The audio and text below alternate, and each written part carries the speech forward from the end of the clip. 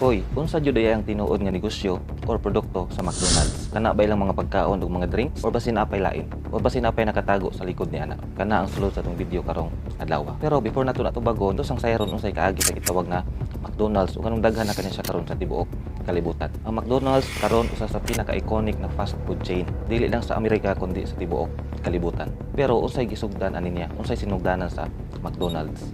Nay duha ka magsuon si Richard ug si Maurice McDonald. Sila ang nakauna aning McDonald's tungod kay sila nagitawag ng barbecue stand sa una, barbecuehan didto sa San Bernardino sa California. Mao na ilang pinakauna nga tindahan o restaurant.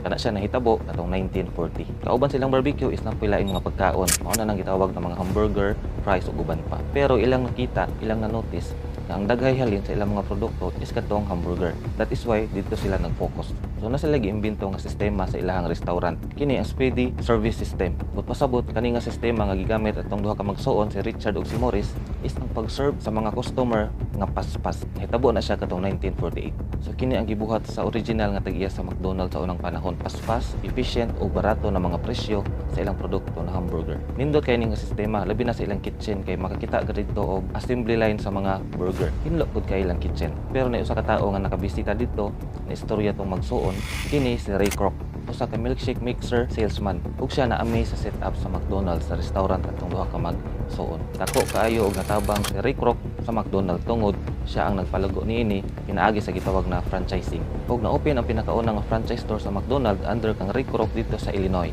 katong 1955. Paglabay sa mga panahon nilago pa ni siya maayo hantod niabot na sa mga lain-lain na mga lugar sa Amerika o sa lain-lain na mga nasod sa kalibutan. Ug karon ana siya sa 100 ka mga nasod sa tibuok kalibutan ug niabot na sa 38,000 kapin na mga branch. Pero kani ang twist sa tong video karong adlaw. Unsa man jud ang produkto na gina-offer na sa McDonald's karon? Kay atong nakita is kanang mga pagkaon, mga burger, mga fries, spaghetti, uban pa, napoy mga drinks. Pero sa likod ni ana dili kana ilang ginabaligya. Ang negosyo sa McDonald's is kanang gitawag na real estate.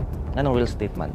Tungod ang ginabuhat sa McDonald's karon is nagapalit na siya mga yuta sa mga location na gitawag nga traffic area, meaning lugar na daghay tao, busy siya na lugar. Kana ang ginapalit ng mga yuta sa McDonald's karon. Kasi ginabuhat nila kadto ilang mga franchisee is ilan ang gipaabangan tong yuta. Di na po sila makuha na rent every month, na po mga porsyento na makuha dito sa ilang mga franchisee, ilang mga halimpot sa pagkaon.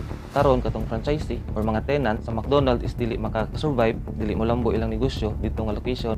Possible mawa to siya pero pulihan ra pud na og otro or lain nga tenant sa McDonald's. Ug dako syempre ang bayad ana. Dako ang makwarta sa McDonald's sa gitawag na real estate. Kung imong tanawan ang record sa McDonald's, mas dako pa sila halin sa kanang gitawag na rent nila or pagpa-rent nila sa yuta na ilang ginapalit. Or buot pasabot dako pa sila income ba nga madawat nga rent nga bayad gikan sa ilang mga franchisee dito sa yuta nga ilang gipalit nga gitukudan og McDonald's. Dako sila kita ato compare sa gitawag na ilang mga pagkaon o mga drinks sulod sa ilang restaurant. So, ang mga franchisee nang focus sa pagtrabaho dito sa mga pagkaon, din muhatag pud sila porsyento sa McDonald's. Din ang McDonald's karon focus sa pagpangita og mga yuta, mga land na ilang paliton para paabangan na pud sa mga future na mga franchisee. Ug syempre sa dako nga kantidad. So, mao toy kaagi sa McDonald's ug ilang style, ilang sistema sa ilang pagnegosyo karong panahon na. Unta na may learn gamay no sa tong video karong adlaw. Ug daghan kay salamat sa pagtan-aw hangtod na pud sa sunod. Follow for more.